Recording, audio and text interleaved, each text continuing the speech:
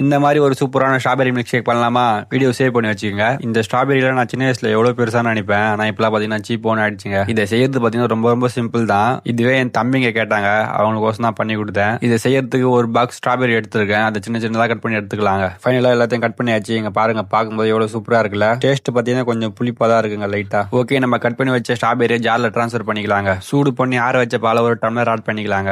Video பார்த்துட்டு இருக்க மறக்காம சப்ஸ்கிரைப் பண்ணிட்டு பாருங்க. ஃபிளேவருக்கு ரோஸ் மில்க் எசன்ஸ் ஆட் பண்ணிக்கலாங்க. சுகர் நான் ஒரு கரண்டி போட்டிருக்கேன். உங்களுக்கு தேவையான அளவு போட்டுக்கோங்க. அவ்வளவுதான். இதை மொத்தமா மிக்சியில போட்டு அரைச்சி எடுத்துக்கலாங்க. நம்ம அரைச்சி வச்ச ஸ்ட்ராபெரி மில்க் ஷேக்கை கிளாஸ்ல ஊத்திக்கலாங்க. பேரண்ட்ஸ் உங்க ஃப்ரீ டைம்ல இது உங்க குழந்தைங்களுக்கு பண்ணி கொடுங்க. ரொம்ப விரும்பி குடிப்பாங்க. மேல கொஞ்சோண்டு சாக்லேட் ஆட் பண்ணிக்கலாங்க. அதுக்கு மேல சின்ன சின்ன ஸ்ட்ராபெரி கட் பண்ணி போட்டிருக்கேன். அவ்வளவுதாங்க. இப்ப பாருங்க அவுட்புட் வேற மாதிரி இருக்குல்ல. இதை பண்றதுக்கு ஸ்ட்ராபெரி, பால், சுகர் இருந்தாலே போதுங்க. இப்படி ஒரு சூப்பரான மில்க் ஷேக்கை வீட்டிலே பண்ணிடலாம். டேஸ்ட் பாத்தீங்கன்னா சீரியஸ்லி வேற லெவல். சுகர் எல்லாமே கரெக்டா இருக்கு. பெரிய பெரிய ரெஸ்டாரண்ட்ல இது எவ்வளவு விற்பாங்க? உங்க கெஸ்ஸிங் என்னன்னு கமெண்ட்ல சொல்லுங்க.